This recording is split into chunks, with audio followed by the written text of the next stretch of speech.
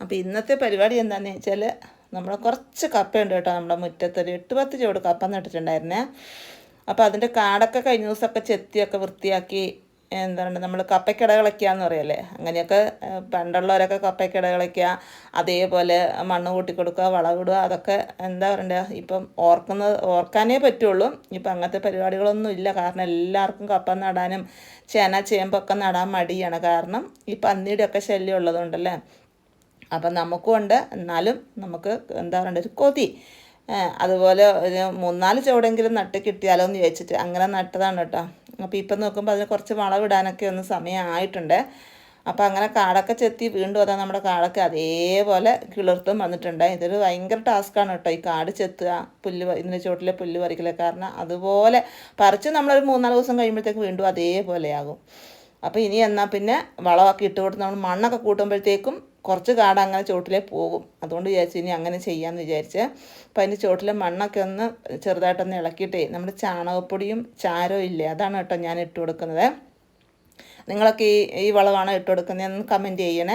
നമ്മൾ രാസവളങ്ങളും അതേപോലെ മറ്റ് ജൈവവളങ്ങളാണെങ്കിലും വേറെ വലിയ വലിയ വളങ്ങളൊന്നും ഇട്ട് കൊടുക്കാറില്ല കേട്ടോ. രാസവളങ്ങളൊക്കെ ഇട്ടിട്ടുണ്ടെങ്കിൽ നമുക്ക് ഇത്രയും ബുദ്ധിമുട്ടേണ്ട ആവശ്യമില്ലല്ലോ. നമ്മൾ പന്നിയെലിയെയും അതേപോലെ പന്നിയൊക്കെ പേടിച്ചിട്ടൊക്കെ ഇത്രയൊക്കെ ബുദ്ധിമുട്ടി നടേണ്ട ആവശ്യമില്ല. നമ്മൾ കടയിൽ പോയി വാങ്ങിയാൽ പോരെ.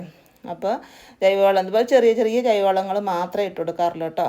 അപ്പോൾ അങ്ങനെ എല്ലാത്തിൻ്റെയും ചുവട്ടിൽ ഇതേപോലെ ഒന്ന് മണ്ണിളക്കി കൊടുത്തിട്ട് നമ്മൾ ചാണകപ്പൊടിയും അതുപോലെ ചാരവും കുറേശ്ശെയായിട്ട് ഇട്ട് കൊടുക്കുന്നുണ്ട്. അപ്പം മഴയില്ല, അപ്പോൾ 2 ദിവസമായിട്ട് മഴയില്ല കേട്ടോ. ഇനി അഥവാ മഴ പെയ്തില്ല എങ്കിൽ നമ്മൾ ചാരമൊക്കെ ഇട്ട് കൊടുത്തത് കൊണ്ടേ നമ്മൾ നനച്ചുകൂടെ കൊടുക്കണേ. അപ്പോൾ വിചാരിച്ച് 1-2 മതി. അപ്പോൾ നമ്മൾ വളം ഇട്ട് കഴിഞ്ഞ് ഒന്ന് നമുക്ക് നനച്ച് കൊടുക്കാം. പിന്നെ നമുക്ക് 1-2 ഈ 2 ദിവസം കൂടുമ്പോൾ ഒക്കെ ഒന്ന് നനച്ച് കൊടുത്താൽ മതി കേട്ടോ. അപ്പോൾ മഴ പെയ്തില്ല എങ്കിൽ. അപ്പോൾ അങ്ങനെ ഞാൻ നമ്മുടെ എല്ലാ കപ്പയുടെ ചുവട്ടിലും ഇതുപോലെ മണ്ണും ഇളക്കി വെച്ച് ചാണകപ്പൊടിയും ചാരവും ഇട്ട് കൊടുത്തു കേട്ടോ. അപ്പോൾ പിന്നെ ഞങ്ങൾ എന്നാ വെച്ചാൽ ഇതുപോലെ 3-4 തണ്ടൊക്കെ ചില കപ്പയ്ക്കാണ് കിളിപ്പ് 3-4 കിളിപ്പായിട്ട് വന്നിട്ടുണ്ടാവും കേട്ടോ.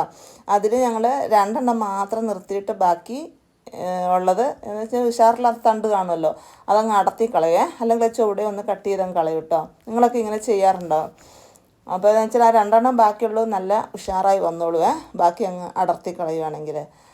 അപ്പോൾ ഇതങ്ങനെ ഞാനും അതിൻ്റെ ഒരു ചിലതിന് 3 തണ്ടും 4 തണ്ടും, ചിലതിന് 2 തണ്ട് മാത്രമേ ഉള്ളൂ കേട്ടോ. അപ്പോൾ അങ്ങനെ കൂടുതലുള്ള തണ്ടുകളൊക്കെ ഞാൻ ഇതുപോലെ ഒന്ന് അങ്ങോട്ട് അടർത്തി കളഞ്ഞു കേട്ടോ.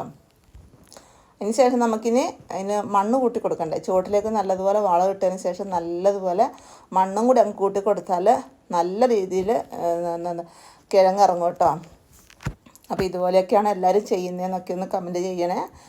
അപ്പോൾ അതാ നമ്മൾ കുറച്ച് മണ്ണും കൂടെ വളം ഇട്ടതിന് ശേഷം ഉണ്ടല്ലോ എൻ്റെ ചുവട്ടിൽ ഇതേപോലെ കുറച്ച് മണ്ണും കൂടെ കൂട്ടി കൊടുക്കുവാണ്. അപ്പോൾ എൻ്റെ പണിയായുധം കണ്ടോ, ഞാൻ കഴിഞ്ഞ ദിവസം ഒരു വീഡിയോ ഇട്ടിട്ടില്ലായിരുന്നോ ഈ ഒരു സംഭവത്തെക്കുറിച്ച്.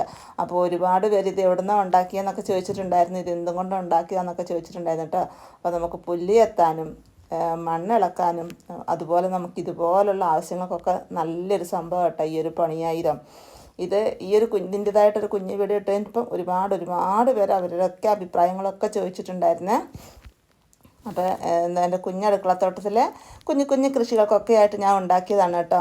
അപ്പോൾ അതങ്ങനെ നമ്മുടെ കപ്പ എല്ലാത്തിനും വളവും ഇട്ടു, അതേപോലെ മണ്ണും ഇട്ടു റെഡിയാക്കി വെച്ചു കേട്ടോ.